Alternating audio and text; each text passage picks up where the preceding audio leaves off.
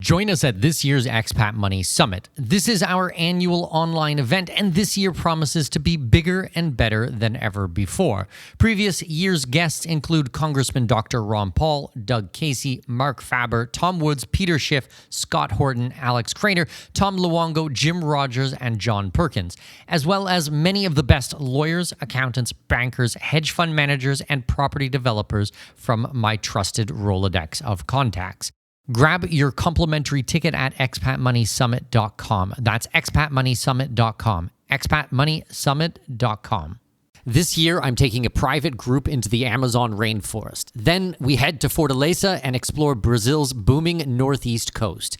Think Amazon River cruises, beachfront developments, and wide open opportunities. From the heart of the rainforest to pristine beaches most people only dream about. This is a bucket list meets Plan B strategy. If you've ever wanted to see the real Brazil and scout investments along the way, this is it. For more information, go to expatmoney.com/Brazil. That's expatmoney.com/Brazil. One more time, expatmoney.com/Brazil. We all dream of seeing the world, but the realities of living somewhere outside your place of birth can be daunting to say the least. Welcome to the Expat Money Show, helping you make the most out of your overseas career through conversations with successful expats on investing, entrepreneurship, self-improvement, and continual education, all while sharpening your financial acumen. Now please welcome your host with over 20 years of overseas experience, Mikkel Thorup.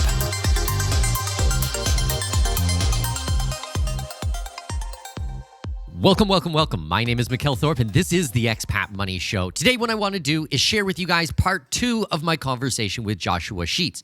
Now, if you guys missed part 1, I highly suggest you go back and listen to that episode first before continuing on, because there is so many amazing nuggets of wisdom in that episode, and we touch on a lot of the reasons why these things are so important. So make sure you go back and listen to part 1. If you've already listened to it, then continue on. We're going to jump straight in, and it's just such a fantastic conversation. This is part 2 of 3. In the meantime, make sure you guys subscribe to our newsletter at expatmoney.com and all of our new webinars at expatmoney.com/webinars. Get on the newsletter, get involved in the community. There's so much amazing things. Let's jump into part 2. Here we go. Let's discuss a little bit about some of the techniques. So we've figured out this 18,000 hours or 50,000 hours, but at the same time, we know that public education is wasting a lot of time, right? And I think that a lot of the rote memorization that education is normally taught in is possibly the most inefficient way of learning most things. Maybe there's a couple of exceptions out there, but I would say the majority of them, there's much better techniques. Let's talk about what those techniques might look like.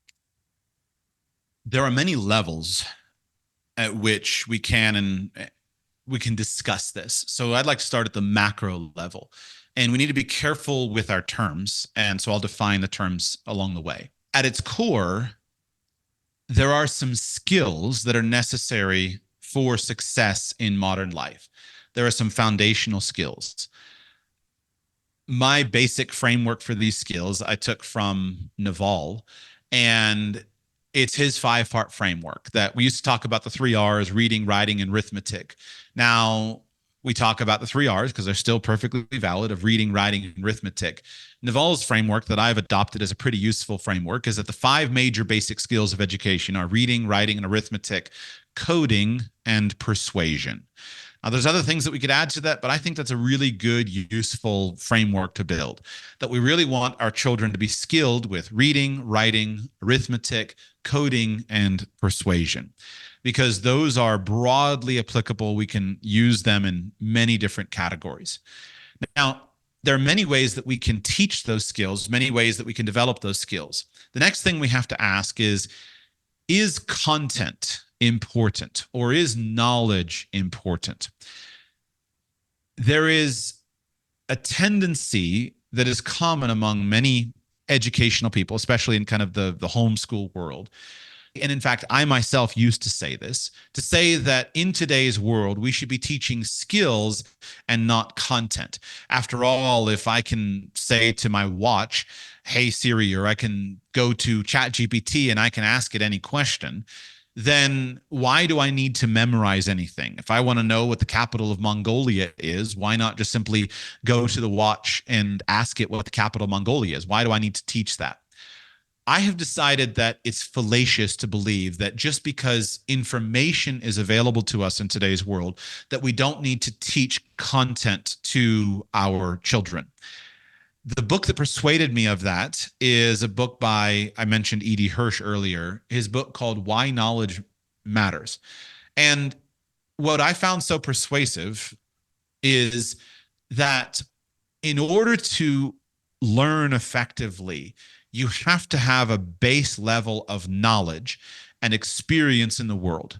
Because I think the most useful technique of thinking about what is learning is that learning is the science of connections. And so when we have a little piece of data, that little piece of data needs to be connected onto another piece of data, another concept, another idea, in order for us to retain it. So when you have a broad base of learning, then you're able to learn more effectively. And this is true in every discipline. Your children practice martial arts. When someone is a novice martial artist who doesn't know anything about various kinds of strikes or various kinds of techniques, a novice is enormously unprepared for learning new material. And so let's say you're dealing with something that's a basic strike of some kind. A coach might have to describe the mechanics of a basic strike multiple times before the novice is able to absorb the information of how a strike should be accomplished. But as skill and experience increases, then the coach can make a minor comment and instantly the experienced student knows what needs to be corrected. It's true in a physical domain, and it's also true in academics. The people who learn the most effectively are those who know the most, because they have the most surface area onto which to connect new ideas. So I think we really need to teach content. We really need to teach knowledge. We really need to teach facts. And so we need to define, you used the term a moment ago, rote memorization. We need to define what we mean by that. And so it's important that children know things, because if you know things, then now you can learn more things. And all advanced learning has to be built onto a basic superstructure of knowledge. So if someone's interested in that more thoroughly, go and read the E.D. Hirsch book, Why Knowledge Matters. And he draws a powerful example from the US system, but more importantly, he draws a powerful example from the French system. And in the French educational system, for decades, we've had the world's greatest laboratory on the importance of knowledge. The French kindergarten system for young people was widely acknowledged as being an incredibly powerful system. And the French standard industrial government school system produced students who were broadly competent in a number of areas. Then, at last, the idea of individualized progressive education finally reached France. And France scrapped its standardized knowledge-based kindergarten system in favor of personalized education. And because the French are so good at collecting data, you can see in the data the absolute destruction of the French educational outcomes in terms of academic results. So I would urge anybody who thinks that knowledge is not important to consider some of the arguments. So I think that knowledge, knowing specific facts, is actually far more important today than it ever was. The person who's most effectively able to use advanced informational tools, such as access to competent web searches, access to good artificial intelligence and chat systems. We're living in a world in which the rich get richer and the poor get poorer. So the smart, intelligent people who know a lot are able to use these tools more effectively than anybody else, and their knowledge base is increasing much, much faster because of what they know. Whereas students who don't know much, they literally don't even know the questions to ask because they don't know the vocabulary to use because they don't know anything. And then when the information tool gives them an answer, they don't know how to respond to it or how to integrate it. So I believe that knowledge is important, but just because we want to impart knowledge, it doesn't mean that we have to stuff it down our children's face like dry sawdust. And so this is what the industrial school system does, is it says knowledge is important. So what we're going to do is we're going to put all the knowledge that you need to have in a textbook, and we're going to ram it down your throat. That's not necessary. We can acquire knowledge very smoothly and indeed pleasurably with a little bit of thought. And we can have all of the benefits of being extremely knowledgeable, but many more benefits if we do it intelligently. So when we get to the world of building kind of an educational philosophy, there are many philosophies, but we can, for the usefulness of a framework, divide philosophies into three categories. Okay, before we get into philosophies, I want to make one example and one comment, because first of all, I think that you're absolutely bang on.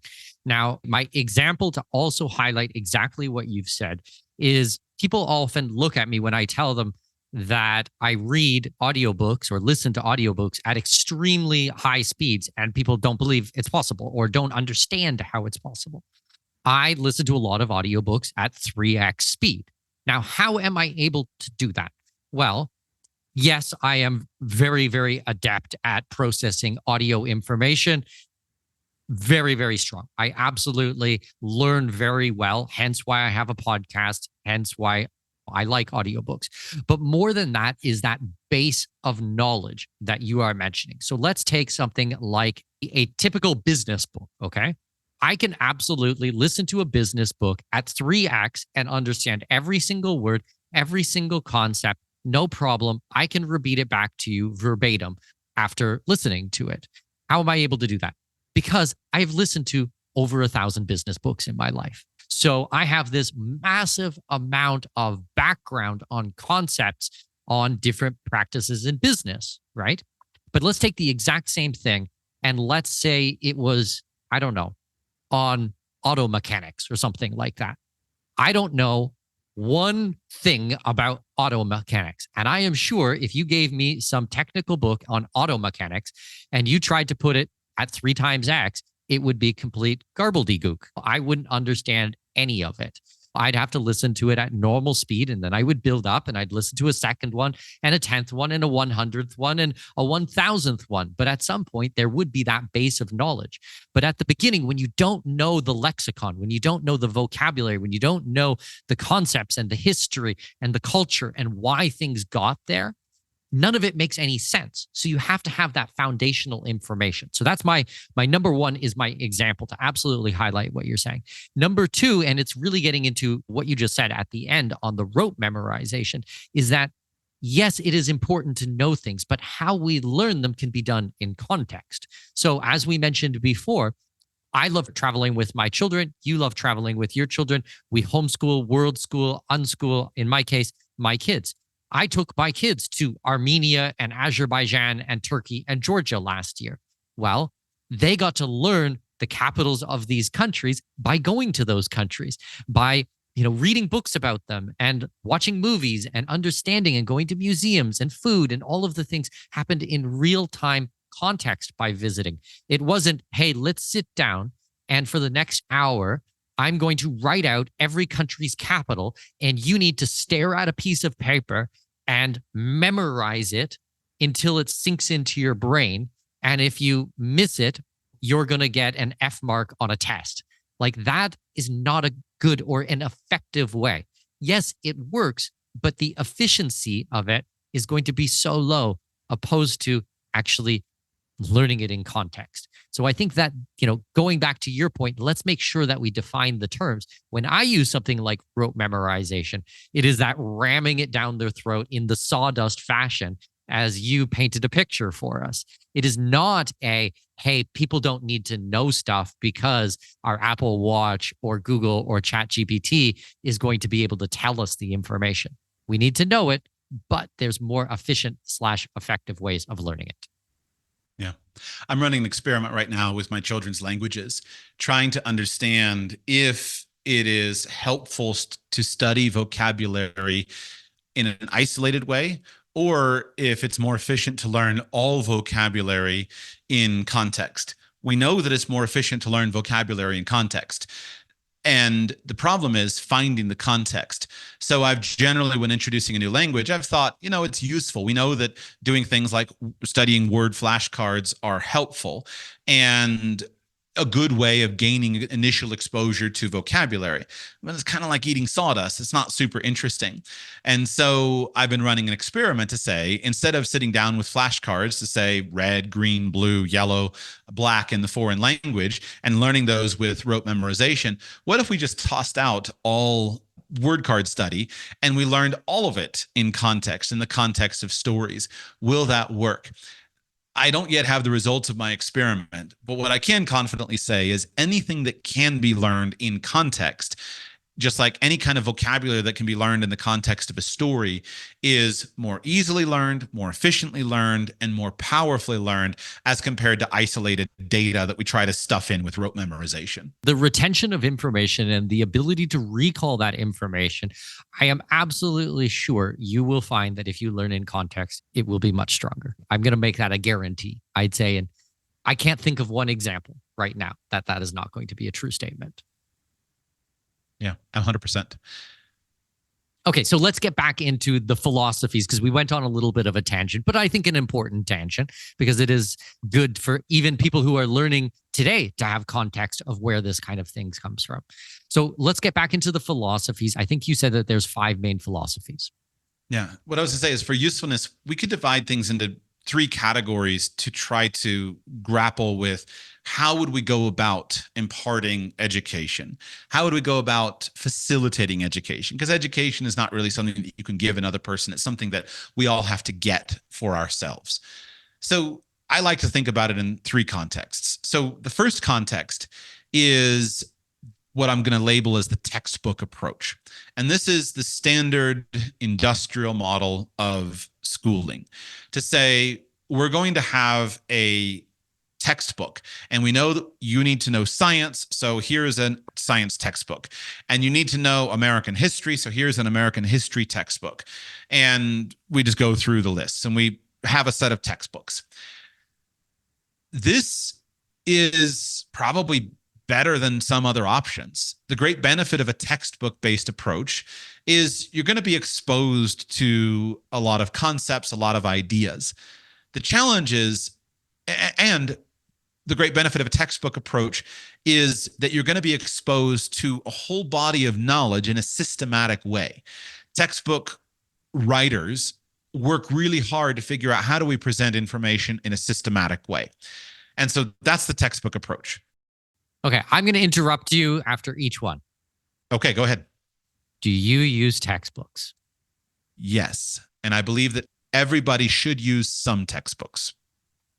That surprised me. So let's flesh that out a little bit. In what ways do you use textbooks, or you believe they should be used? And are they the cornerstone, or are they a reference to go back to give framework to things? I'm glad it surprised you, because this is something that I have changed my opinion on. So I understand the surprise. When, for example, we were newly married, all I did was gripe and complain about textbooks. And I was like, my children will never see the inside of a textbook. Textbooks are awful. They shouldn't use textbooks. I'm still at that point, by the way. There's the bias from my side on this one. Right. And I think that bias is right, because the key with all of these things that I'm going to lay out is, where does this fit? So I'll describe to you the first time I ever read a textbook. My experience with textbooks in high school and in college was that we would be assigned a textbook. We would often buy the textbook, and then we would never read it, and they would just assign pages from it. I never really understood it, but that was how it was. And it wasn't until I did my master's degree when I read a textbook. My master's degree is a Master's of Science in Financial Services, and I needed to do several advanced level accounting classes for it. And so they sent me an advanced accounting textbook, and I had jury duty. And so I went to jury duty with my accounting textbook. And over the course of a couple of days, I read 2/3 of it, and then I finished the last third of it. And I came away from that experience of having read a textbook from the front cover to the back cover. I came away from that experience saying, that was amazing. I feel like I understand accounting in a comprehensive way. The book was full of powerful illustrations that demonstrated things to me. I did some of the practice problems to make sure I was understanding the concepts. And I felt more confident when I walked into my accounting exam than I had ever felt confident walking into an exam in my life. And I discovered that was an amazing experience. Look how powerful that textbook was. And that was what started to change my philosophy on textbooks. So what I'd say is there are some subjects that are extremely well taught with textbooks. And there are some stages of learning where a textbook is the best way of acquiring a comprehensive set of data and learning on a subject. So an example of what works really well with textbooks, well, mathematics. Mathematics is perfectly adaptable to a textbook-based approach. And let me define the term textbook. What I mean is a systematic, concept by concept, building structure where in the context of a book or a series of books, you try to systematically build all of these concepts. So today, if I'm actually working on rebuilding some of my long lost mathematics skills, today I find an algebra textbook or a calculus textbook to be a powerful tool as an autodidact. I don't want to learn mathematics randomly and haphazardly. I want to build concept upon concept, do practice, make sure I understand that, move on, and I want to do it at my own pace. So this would be an example of a textbook that is where a textbook is really useful. And as an adult learner, I would use textbooks. Let's say that I myself wanted to go and make sure that I think about physics. And we'll get to the other categories because I don't think textbooks exclusively or even textbooks first is the right approach in education. But as an adult learner, I'm going to go get myself a physics textbook and I'm going to look through it because it's going to give me an overview of the concepts. It's going to teach in a very systematic way this structured, systematic discipline. Now, what am I not going to use a textbook for? I'm not going to use a textbook to learn English. I'm not going to use a textbook to even study the humanities. I'm not going to use a textbook to study history because those are not systematic, structured subjects where it's line upon line, precept upon precept. On the contrary, those are a tangled web of ideas, and you can basically just jump headfirst into those subjects anywhere that's convenient, and you can build on them. We might reference a textbook from time to time, but those are not good subjects for a textbook-based approach.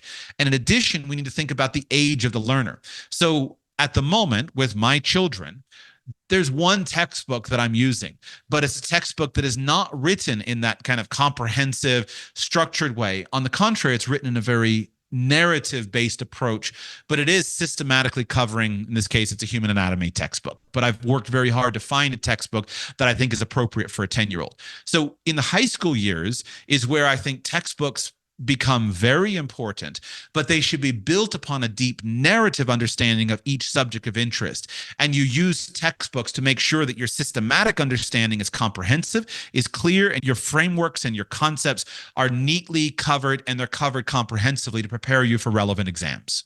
Well, I think this is an important point, and I will absolutely give you credit because I think that mathematics absolutely makes sense. And I'm glad that you mentioned history because I think that history absolutely does not make sense for a textbook. And I've looked at history textbooks, and I'm a massive reader of history books and biographies and autobiographies, and I can tell you that history comes alive through stories. And if you want to destroy a story, put it in a textbook, because that it'll absolutely take all of the fun out of history. And it is absolutely, for me, one of the most enjoyable subjects or things to study or learn or build up a base of knowledge from. But for that, you need to read accounts and people who were there, people who studied it. It has to be done in such a different way than you are going to learn mathematics, for sure. Super exciting news. We just released our first in a series of expat guidebooks. These are in-depth country guides on how to move to another country, and the first one released is Expat's Guide on Moving to Mexico. It took us over 2 years to compile all the research and write this book on Mexico, and coming in at 475 pages, you can really see how much work has gone into this. It's a complete guide on everything you need to know if you want to move to Mexico. including where to live, immigration, taxes, lifestyle, buying property, how to get a driver's license, and a million other things you would never think you need the answers to. You can find the book directly on Amazon by searching for Expat's Guide on Moving to Mexico, or go to expatguidebooks.com, which will take you to our online shop where you will find the book. Go to expatguidebooks.com. That's expatguidebooks.com.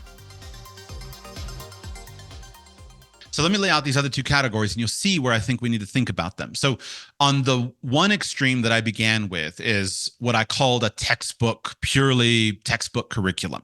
And there are many curricula available like this. Now, on the other hand, on the other extreme, we could have what I'll call genuine, hardcore, radical unschooling. And if we went unschooling itself is a term that is hard to define because every expression of unschooling is unique.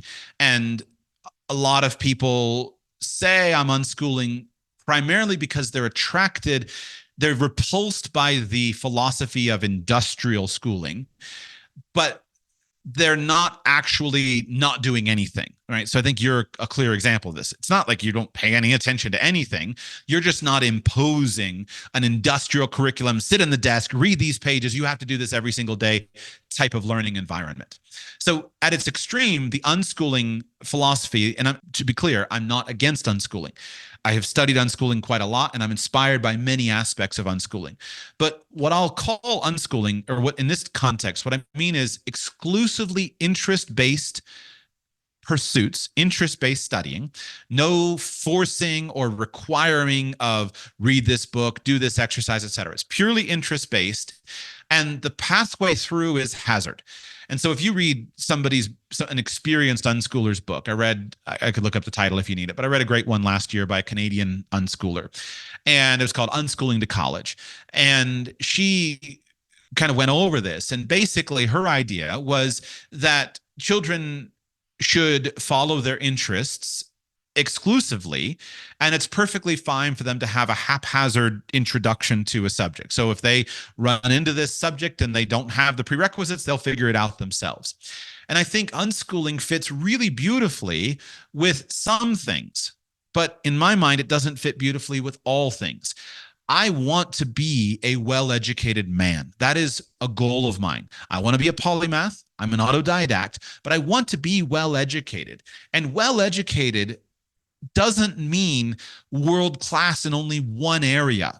So I found this years ago when all I read were business books, and I wanted to get rich, and so all I read were business books. And like you described, you can have a great understanding of business, but then you turn around and you say, I don't really have a context for world affairs or for history. Where do we come from? Where are we going? Or I don't have a context for these things.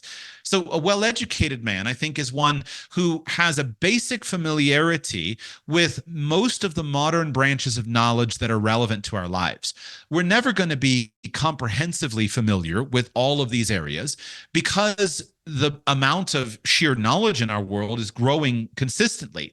But in order for us to have that basic foundation that allows us to be competent at learning when we need to have more advanced education, we want to have a broad exposure to different areas. And so I don't want my children's education to be haphazard. Now, I want to defend unschoolers. So I think of all philosophies of education, unschooling is the hardest to do because the world's greatest unschoolers take this responsibility of eliminating the haphazard encountering with information very seriously. And they are forever dedicated to going out and finding resources and finding things for their children to haphazardly or spontaneously run into because they care about this.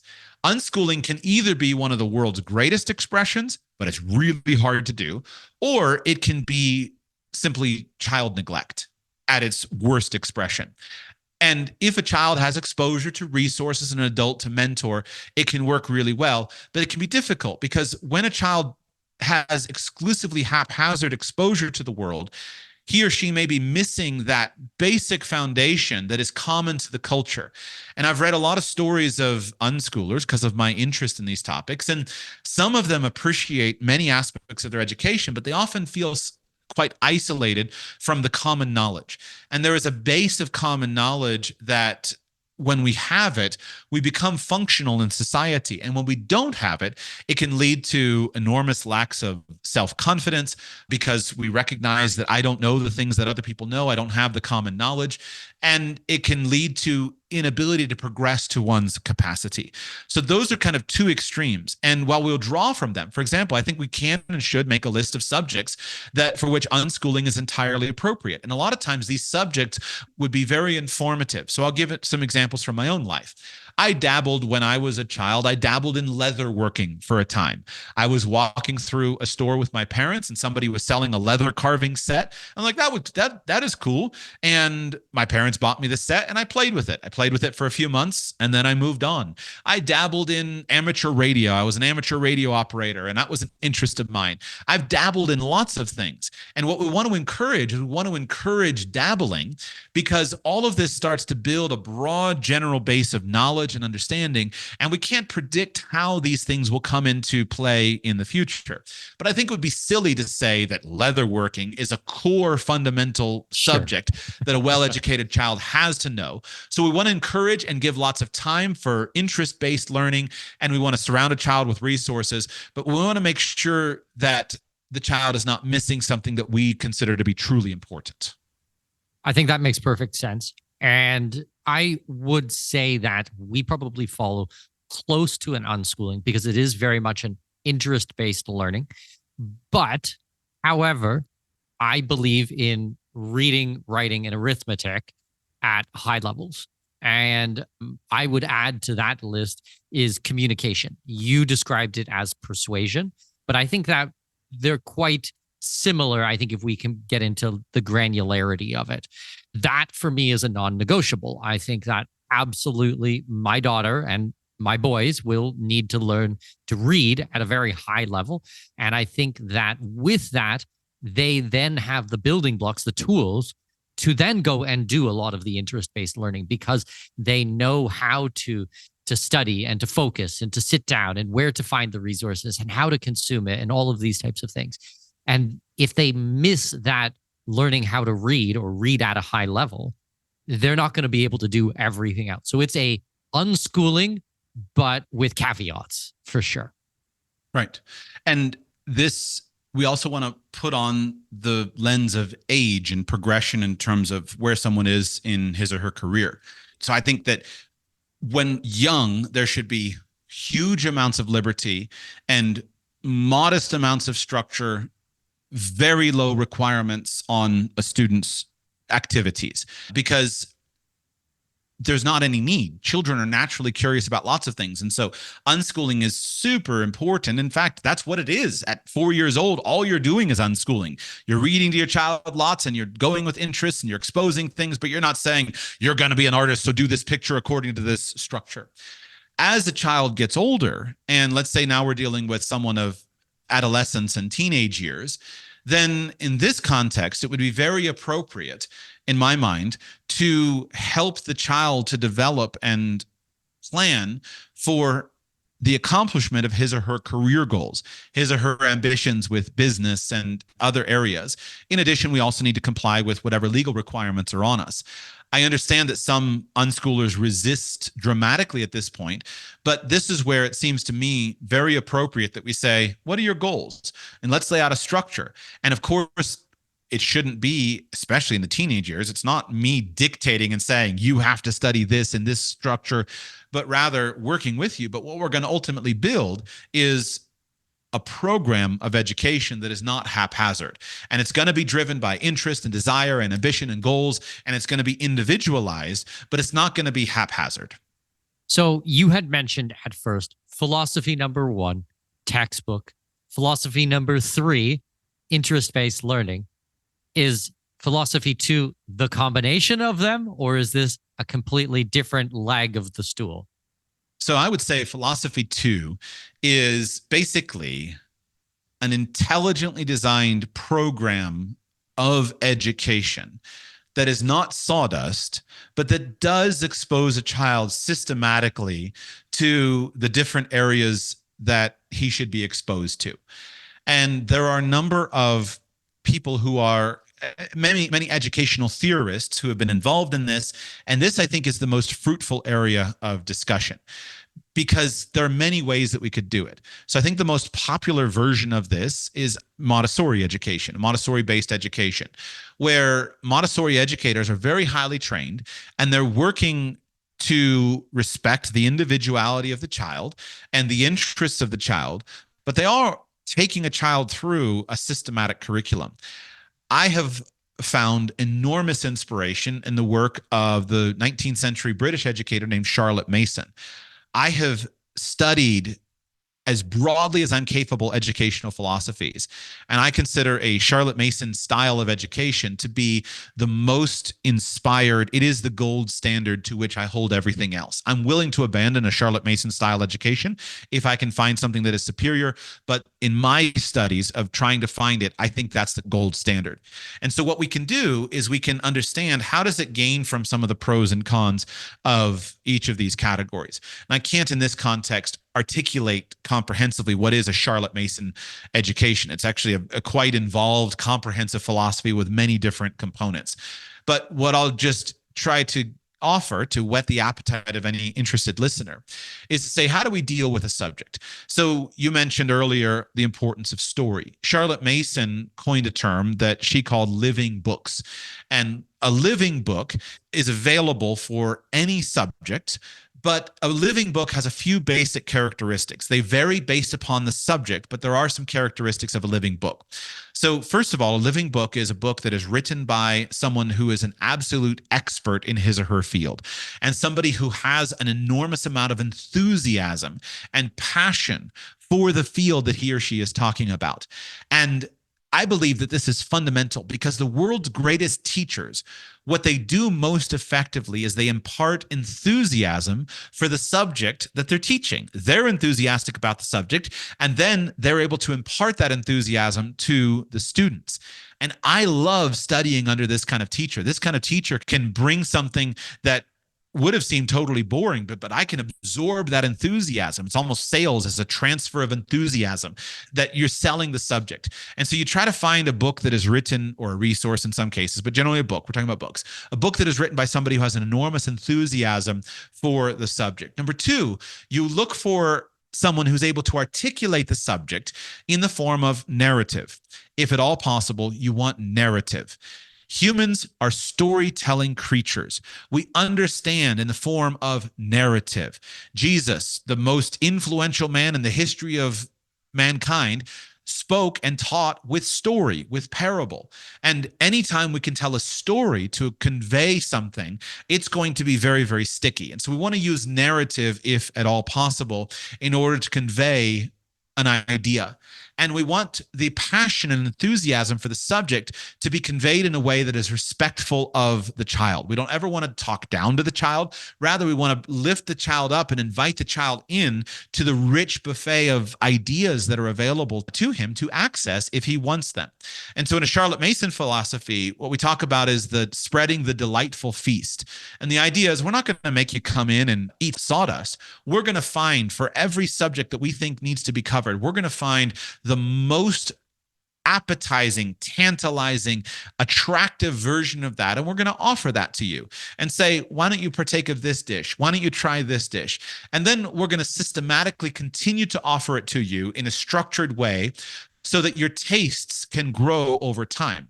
My fear with some expressions of a hands-off style of education is that the tastes of the learner don't mature because the learner has never really been exposed to excellence. But if you've been exposed to excellence, you can develop sophisticated tastes for learning, and that itself leads you on to a much stronger expression of it. And so this to me is what I do, what I practice, and what I think is the gold standard for how we handle it. And what we want to do is we want to make the work, and there's all kinds of other layers that we can level on in terms of effective learning philosophy. How do we effectively learn? What are the tools that we use? Because it's not all books, and it changes based upon a subject.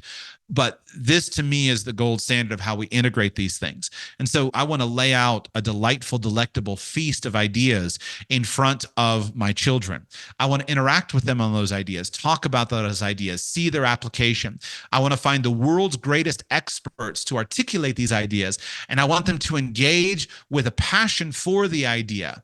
And then as they develop that passion, then when necessary, we can introduce the textbooks to supplement something that may have been missed in our purely narrative approach. I don't think it's strictly necessary, but I think it can be useful in some cases.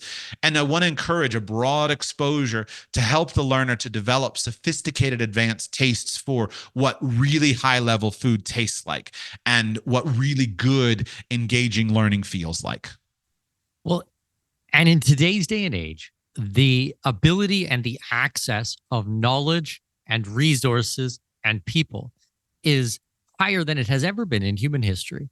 And so what you're describing of a list of books, for example, can absolutely be curated and has been curated already. And it is out there. That doesn't matter on your background or which country you're coming from or your socio-demographics or anything like that, that these resources exist out there for you and your family right now, today, if you pick them up. Like it's literally right there. And it's just so interesting to me that even though we know that there are such better ways of going about this, so many people will not do it. So many people will not sit down at the table and have a feast of these things. They will shirk responsibility, and it will all be passed to a professional teacher in a state-run school. And I just think that it's so sad. And I think that every opportunity is there. And it's just like, I really hope that you guys listen to this and are inspired and encouraged and empowered, that you realize that you absolutely can do this. Because I also know that these lists exist, because when you were here, Joshua, in January, you gave me some of the lists and I went through it and I was like, cool, I want to read these books. I want to go into these types of things, let alone for my child. And it was just like, I was inspired by that conversation we had together. Yeah, it is. And I have a hobby of book lists, actually. I collect them anywhere I can find them, of recommended book lists. And it's interesting to look at and compare them. But we're living in a golden age of information. And I'm convinced what we see happening in society is we're going to see an enormous separation of the classes and of culture, that, again, the rich are getting richer and the poor are getting poorer. Now, anybody can cross this divide. It takes some work. It takes some starting. You got to build some basic skills and build it. But the information is available. What's necessary is the inspiration to go and look for the ideas and start to develop them. And we haven't touched on, and I think for time we may not be able to, but we need to think about our learning and make a very informed decision based upon modern learning science. And so one of my real passions for the last couple of years has been digging into learning science. And I'll give you one example of how this has changed my own philosophy. The example is, the story is testing. So again, 10 years ago, I would tell my wife, I'm like, we're not doing tests. I don't see the point in tests. I don't see the point in it. As far as I'm concerned, or was concerned, the only point of a test is that if a teacher has too many students in his or her classroom, then he has to administer a test so that he can understand, well, who's getting it and who's not. And my idea was always, well, I know whether my student is getting it or not because I'm very close to it. So what's the point of testing? So for the first 4 years of my homeschool, I did no tests, none at all. Then I started studying learning science, and I discovered that one of the most powerful, proven techniques to learn things effectively is testing. And I'll give you one story of an experiment that was run in order to demonstrate this. I'm directionally correct, but I don't remember the specific details on this. I could cite it, but so just go with broad strokes for me. What they did is they brought a group of research subjects into a laboratory. They split them into two groups, and they gave them a passage of information, something to read on something like dolphins. And they gave group A this passage of information, and they said, read this information on dolphins. And they gave them 10 minutes to read it, or an amount of time to read the information. Then they had a short break and they came back and they gave them the same sheet of paper and the same information on dolphins to read again. Then they had a short break and they came back and they gave them the same information the third time. And then after the third time, they had a short break and they did a test to see how much of this information that you studied on dolphins do you remember. Then I think they came back 1 week later and they gave them another test to see how much of this information did you retain 1 week later. Group B, they treated differently. So Group B, they came in, they gave them the passage of information on dolphins and they read it. Then they had a break and they came back and they gave them a test on the information. Then they had a break. They came back and they gave them another test on the information. Then they came back and they gave them the same test on the information that Group A had gotten after 3 readings. Then 1 week later, they came back and they gave them a test. Now, what's fascinating, most of us, I would think, would expect that Group A that got to reread the information 3 times would do better on the test. Isn't that the expectation you would have, Mikkel? Sure, of course. So they did.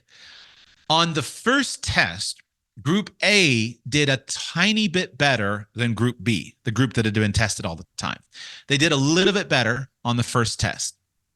1 week later, however, on the retest, Group A had horrible performance on the test and Group B had really good performance on the test. And they've demonstrated this multiple times in multiple ways and shown that if you want to really know something, it's actually more important for you to simply be tested on it than for you to spend more time reviewing it. And so I've dramatically changed how I approach education, and I have brought tests in, but tests are part of the learning pedagogy. I don't care about the score. In fact, I don't care at all about the score. What I care about is being forced to recall it. And what's interesting, there's applications of it in the learning sciences. Free recall, doing free recall or other testing methodologies is very commonly done. And so what I think is so excited about the world that we live in is there's never been before more freedom to people like you and I, where I can do whatever I want from an educational perspective. There's never been more access to great information and great teaching resources. And there's also never been more access than there is today to really high quality research that has been done into pedagogy, into helping people to do deliberate practice and to do active recall and to engage in interleaving, which is a really powerful technique that we want to do. And so what I'm trying to do is I'm trying to bring all this research in and see if we can do better. Because what's shocking to me is if you look at virtually any field of human endeavor over about the last 50 years, we are seeing an enormous improvement in the level of human accomplishment. A simple example, if you went into a Suzuki method violin school and you grabbed a group of 6-year-olds who've been in the Suzuki method for a short time, doing a public performance. If you went back 300 years, those children would be considered prodigies. They would be considered to have some kind of incredible innate talent that was worth everyone talking about and them going on tour. That's just a standard Suzuki method class. If you go and you look at athletic times, 50 years ago, a world record in many athletic disciplines is today a standard good quality performance from a high school athlete, from a good high school athlete. Where I don't see this has happened is in how we educate children. We've added years onto the educational process. We've increased the number of hours of school enormously, but I can't find any evidence that we have increased the educational outcomes that our students are getting compared to what they were getting a century ago. And to me, this is a shocking indictment of the industrial school system as it is, and we've got to change this. And so this is a great passion for me. I'm doing my best, but I want to build communities of people talking about this, just like we're doing, sharing what's working, what's not. Things like we touched on language learning. Right now, my 10-year-old is doing school in 7 languages every day, fluent in 4 or 5 of them. The others are kind of at a learning stage. And it's not been that difficult. And this is at 10 years old. It's been pretty easy, actually. But it's been pretty easy because I stumbled into some techniques that made it relatively easy. So now I go and I look at the standard system where a child comes out of Spanish 2 in high school and can string together 7 words barely. And it's shocking how bad it is. So I don't want to complain against the system. What I want is smart, intelligent people with resources of time and money and interest to we need to build educational models that will help our children to flourish in the 21st century, because we feel that tidal wave rolling under society and transforming it systematically.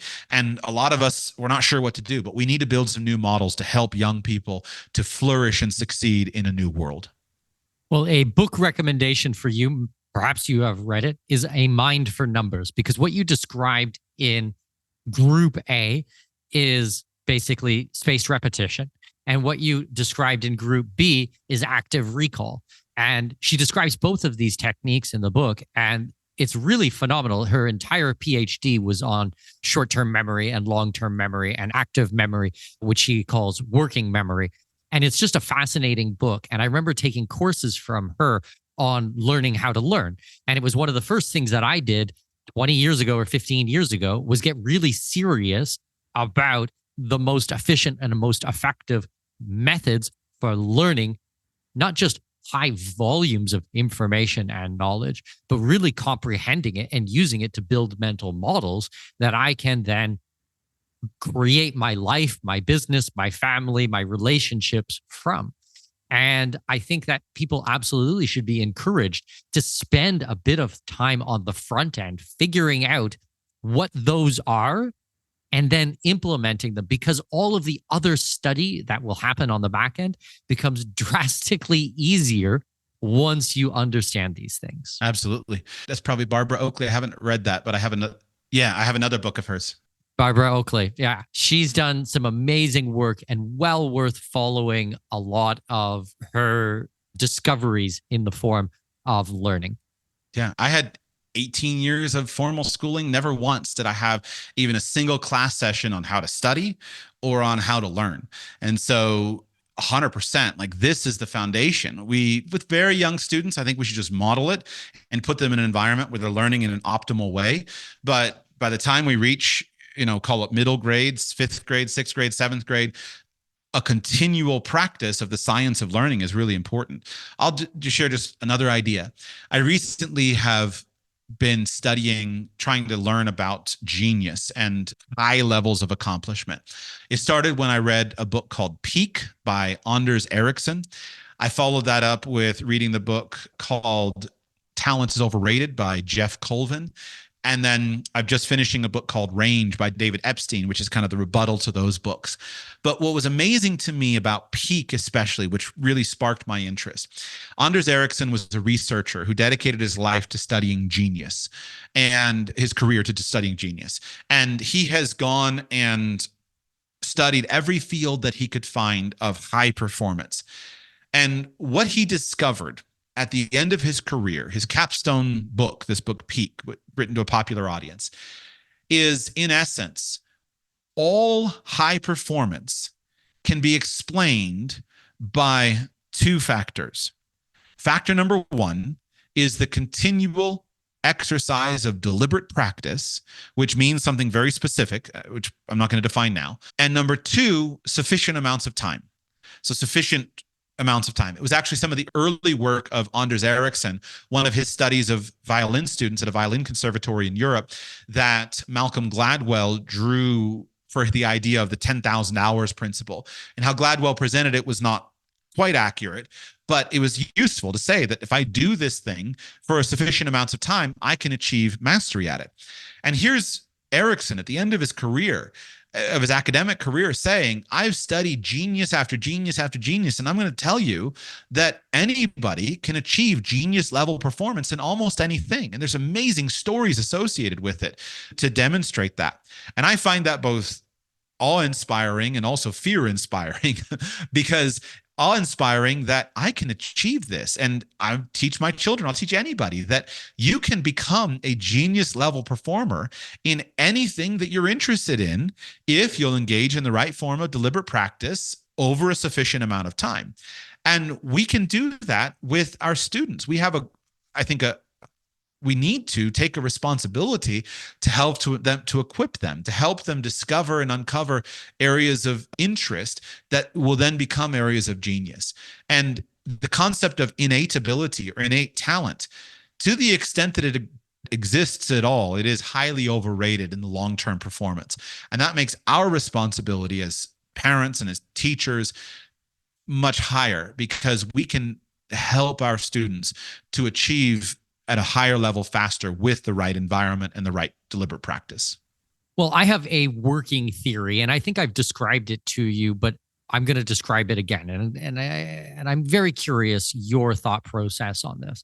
And it goes something like this. As I said, it's a working theory. But basically, with a lot of children, what ends up happening is they show a very minuscule aptitude for something. Maybe it's academics, maybe it's sports or violin or something like this. But just this small, little, tiny touch where they get praise, okay? And they get told by someone that they're very good at this, or they can see that it making sense a little bit faster than their peers. And because of such, they will spend more time practicing it. And because they spend more time practicing it, not only do they get better at it, but more people notice. So you have more positive reinforcements, which then takes coaches and professionals and parents investing more of their time, energy, and resources into the child in that. And over a month span or 6 months or a year, you don't really notice it, but you certainly notice it over a decade, let's say. And it's that extra amount of time and deliberate practice and coaching that really goes into shape a lot of this world-class behavior. Now, is it because they have this innate ability? Yes and no. It is in that there was a small spark, but it's one fraction of 1% better than everyone else. It's not the end result, which is 1,000 times better than anybody else. And I have seen it in my own life. I have seen it in my children's life. And I've seen it in just 1,000 examples all around me, where it's everybody wants to discount someone's career of doing something and just put it down to genetics or blood or luck or God or something like this. And I think it's there, but it's just so minuscule. Does that make sense? Yeah, I agree with your working theory. I wouldn't try to present any evidence against it. In fact, a story in favor of it is I think it's applicable in almost every area of endeavor. And I can see it even in my own life. First, on a practical matter, a very practical thing that parents can do is, in order to inspire this, is so if you are the parent of boys, one of the most important parenting things you can do is you should almost certainly hold your son back 1 year. Hold him back at the beginning and don't push him into the standard academic system at the same rate that you do your daughters. Because the developmental pathway, the process of that boys proceed at is slightly slower.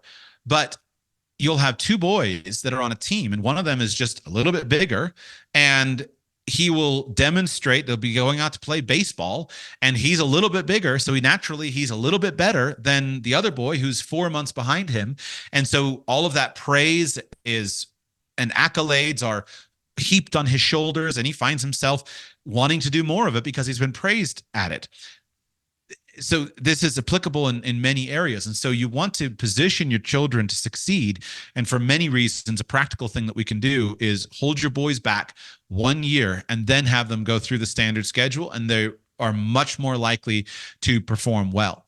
Just a story from my own life. I'm fat. I've been obese most of my life, sometimes more obese, sometimes less obese, sometimes a little bit fat, more fat. It's been a continual annoyance and frustration for me. One of my biggest fears as a parent is having fat children. And my wife is not fat, my children are not fat. But I was talking with a friend of mine who's a physical trainer recently, and we were talking about this. And he said, here's what you need to understand. He said that children who are taught how to move and children who move a lot move because moving feels good. And so physically, moving feels good. But if children are not taught how to move, and especially if they're fat or they're awkward or something like that, then moving doesn't feel good. And so they naturally don't move very much. And because it doesn't feel good, and we want to do more of what feels good. And so even on just the physical level of who becomes an athletic person versus who becomes a non-athlete, who becomes athletic and strong and supple and all that, and who becomes fat and lazy, a lot of that goes back to, did it feel good for you when you moved, and did you do more of it? And so if you observe that a child doesn't move a lot because he or she is fat or awkward, you need to engage in training to make movement feel good, and you can adapt to that movement. And then as it feels good, child does more of it. And then naturally that starts you on this different trajectory towards being ultimately what we call athletic. And this, I think, is true in everything. I'm not an experienced math teacher, but people say, well, I'm not good at math. My question is, how do you know that? Have you really started and had individualized instruction? Have you really done it with good teaching and built mastery in this subject? I don't see any evidence that even proclivities, I don't see any evidence that you can't master something, you can't learn something if you're interested in it enough to do the process. And this is why even math is kind of the famous example. We can find so many people who went through all of their industrial schooling and were convinced, I'm not good at math. And then later they get out and they start looking at math themselves, and they have the ability to go at their own pace, and they discover, I actually love math and I'm really good at math. There's nothing fundamentally flawed or broken or biologically wrong in the vast majority of cases. I'm not going to deny learning disabilities, or I don't know enough about it. But broadly speaking, in the normal spectrum, it's mostly a matter of structure. And what I would say is that one of the reasons I'm so passionate about home education is because it's the most intensely personalized effect. Earlier, you talked about teachers. We need trained teachers in society. Trained teachers have training on how to manage classrooms of people. If you tossed me in a third grade classroom of 30 students, I wouldn't have a clue what to do because I'm not a trained teacher. I don't know classroom management. But most of education is not about classroom management. It's about coaching someone and bringing resources in front of it. And so homeschoolers, even homeschoolers whose parents were thoroughly uneducated, homeschoolers routinely outperform by a significant margin on standardized tests students that go through the standard government and industrial school systems. Why? Well, I think there's two key factors. Number one, generally speaking, home educated students in whatever discipline have individualized attention. It may be one-on-one, it may be two-on-one or three-on-one, but you have individualized attention from adults. And those adults, in the natural way that we do, understand, hey, you're struggling here, let me help you with that. And that individualized attention is priceless. And then the second thing is, because they're not in the forced cohort at every level, they can proceed in a developmentally appropriate way. I have, with one of my children, he's a boy, and my eldest, and his writing skills a year ago were horrific. He was literally reading at a college master's degree level in English and couldn't write as well as many first graders. Now, you're speaking about handwriting, or you're talking about writing as in a story or something like that? The physical act of using a pencil or pen and putting letters on paper. Okay. He had a pencil allergy, which is common among boys. They don't like to write. They don't want to write. Mine's complete chicken scratch, like just the ugliest, worst ever. But I type 100 words a minute, so I make up for it in other ways. So if a child like that is in, say, a first grade classroom or a third grade or whatever it was, then what's going to happen? Well, you're not allowed to read the advanced texts because those are too advanced for you. We've got to read these third grade classrooms. And the boy's sitting there bored out of his mind. That was how I was whenever I was in the industrial school system. I can read, I can look at the page, I can absorb all the information on the page in a few seconds, and I'm done. And it's like, why are we sitting here wasting our time? But then you can't write at a third grade level. You're writing at a first grade level, so you need remedial instruction in writing. In a home education environment, what I do is I customize the education. And so we push the reading right to the limit. And so you're reading at your absolute limit of where you're capable. So you're always getting better there. And then we pull back and we provide specific instruction on the writing to help you build the skills, build the strength, build the motor skills, etc. So that is what's so powerful about homeschooling is you have individualized instruction and you have a personalized path of advancement that allows you to be right at that efficient frontier of learning in whatever the skill is. It makes perfect sense. And I always try to visualize a wheel because you have the spokes on the wheel and we want to make the wheel roll as efficiently as possible. So we need to bring up some skills, but that doesn't mean at the detriment of holding back other ones from growing. Yes, it's important that it rolls, but not stifling. And definitely that's what happens in public education. There you have it. That is part 2 of my 3-part series with my dear friend Joshua Sheets. I hope you guys have enjoyed the conversation so far. Make sure you come back for part 3 coming out in a few days. It's going to be amazing. We're going to wrap up our conversation about learning, education, kids, homeschooling, world schooling, unschooling, all these amazing things. I hope you guys enjoyed this one so much. In the interim period, please make sure you go to expatmoney.com and sign up for our newsletter. We got so many amazing projects coming up in the next couple of weeks. So make sure you join the conversation there, and I will see you next episode for part 3 with Joshua Sheets. This episode may be over, but your journey to greatness continues by visiting our webpage and signing up for our newsletter. For convenient access to new episodes, show notes, and other crucial resources, visit expatmoneyshow.com. We look forward to you joining us on the next episode of the Expat Money Show. Safe travels. This year, I'm taking a private group into the Amazon rainforest. Then we head to Fortaleza and explore Brazil's booming northeast coast. Think Amazon River cruises, beachfront developments, and wide open opportunities. From the heart of the rainforest to pristine beaches most people only dream about. This is a bucket list meets Plan B strategy. If you've ever wanted to see the real Brazil and scout investments along the way, this is it. For more information, go to expatmoney.com/Brazil. That's expatmoney.com/Brazil. One more time, expatmoney.com/Brazil. Join us at this year's Expat Money Summit. This is our annual online event, and this year promises to be bigger and better than ever before. Previous year's guests include Congressman Dr. Ron Paul, Doug Casey, Mark Faber, Tom Woods, Peter Schiff, Scott Horton, Alex Craner, Tom Luongo, Jim Rogers, and John Perkins, as well as many of the best lawyers, accountants, bankers, hedge fund managers, and property developers from my trusted Rolodex of contacts. Grab your complimentary ticket at expatmoneysummit.com. That's expatmoneysummit.com. expatmoneysummit.com. If you're planning to move overseas or even just set up your offshore plan B, learning the local language isn't optional. It's protection, it's access, and it's power.